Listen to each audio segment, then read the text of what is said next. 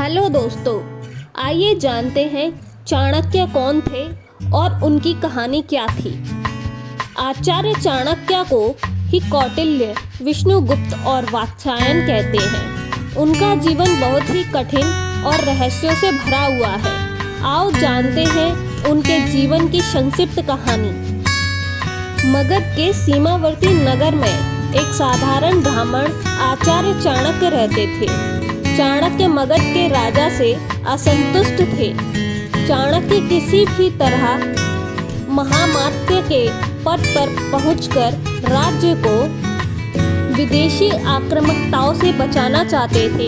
इसके लिए उन्होंने अपने मित्र अमात्य शाक्तार से मंत्रणा कर धनानंद को उखाड़ फेंकने की योजना बनाई, लेकिन गुप्तचरों के द्वारा महामात्य राक्षस और कात्यायन को इस षड्यंत्र का पता लग गया।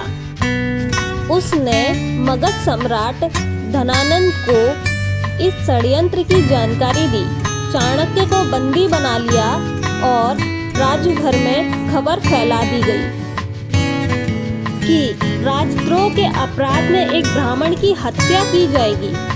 चाणक्य के किशोर पुत्र कौटिल्य को यह बात पता चली तो वह चिंतित और दुखी हो गए। चाणक्य का कटा सिर राजधानी के चौराहे पर टांग दिया गया।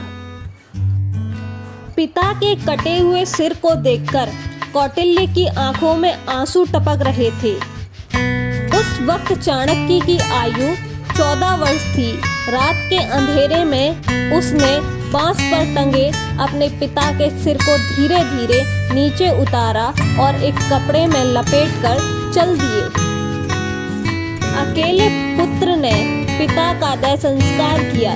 तब कौटिल्य ने गंगा का जल हाथ में लेकर शपथ ली, हे गंगे, जब तक हत्यारे धनानंद से अपने पिता की हत्या का प्रतिशोध नहीं लूंगा, तब तक पकाई हुई कोई वस्तु नहीं खाऊंगा। जब तक महामात्य के रक्त से अपने बाल नहीं रंग लूंगा, तब तक यह शिखा खुली ही रखूंगा। मेरे पिता का तर्पण तभी पूर्ण होगा जब तक कि हत्यारे धनानंद का रक्त पिता की राख पर नहीं चढ़ेगा। हे यमराज, धनानंद का नाम तुम अपने लेखों से काट दो। उसकी मृत्यु का लेख अब मैं ही लिखूंगा।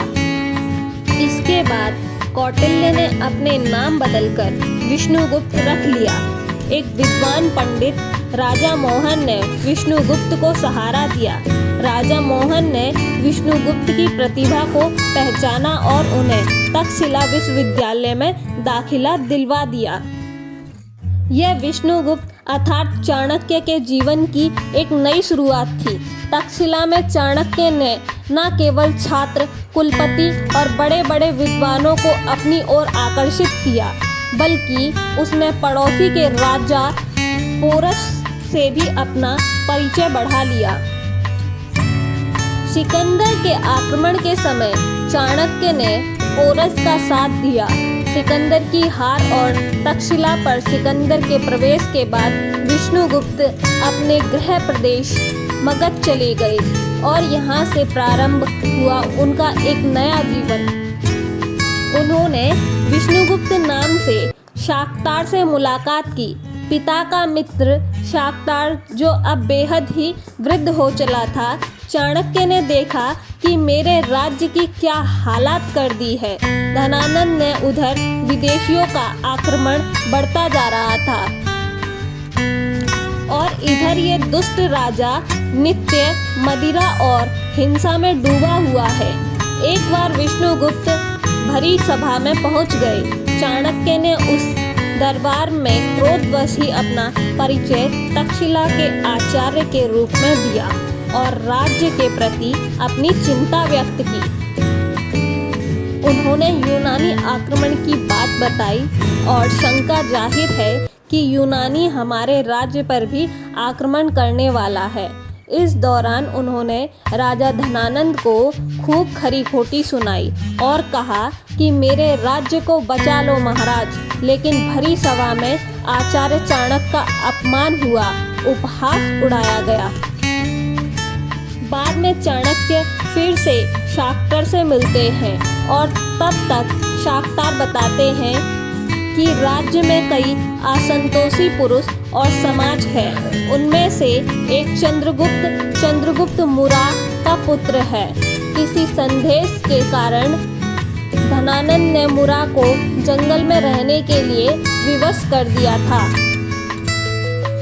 अगले दिन शाक्तर और चाणक्य ज्योतिषी का वेश धारण कर उस जंगल में पहुंच गए जहां मुरा रहती थी और जिस जंगल में अत्यंत ही भोले भाले लेकिन लड़ाकू प्रवृत्ति के आदिवासी और वनवासी जाति के लोग रहते थे। वहां चाणक्य ने चंद्रगुप्त को राजा का एक खेल खेलते हुए देखा। तब चाणक्य ने चंद्रगुप्त को अपने जीवन का लक्ष्य बना लिया और फिर शुरू हुआ चाणक्य का एक और नया जीवन।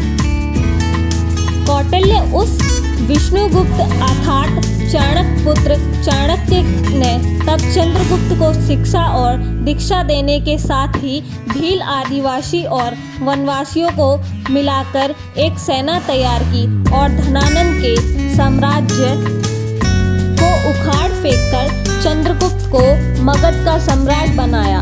बाद में चंद्रगुप्त के साथ ही उसके पुत्र बिंदुसार और पौत्र सम्राट अशोक को भी चाणक्य ने महामंत्री पद पर रहकर मार्गदर्शन दिया।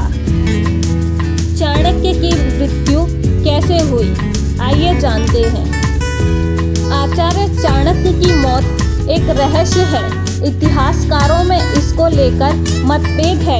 हालांकि कुछ शोधकर्ता उनकी मृत्यु को लेकर 3 तरह की थ्योरी प्रस्तुत करते हैं। आओ जानते हैं कि आखिर आचार्य चाणक्य की मौत कैसे हुई थी। चंद्रगुप्त मौर्य के पुत्र बिंदुसार मौर्य और उनके पुत्र सम्राट अशोक थे। आचार्य चाणक्य ने तीनों का ही मार्गदर्शन किया है। चाणक्य का जन्म ईसा पूर्व 371 में हुआ था, जबकि उनकी मृत्यु ईसा पूर्व 283 में हुई थी।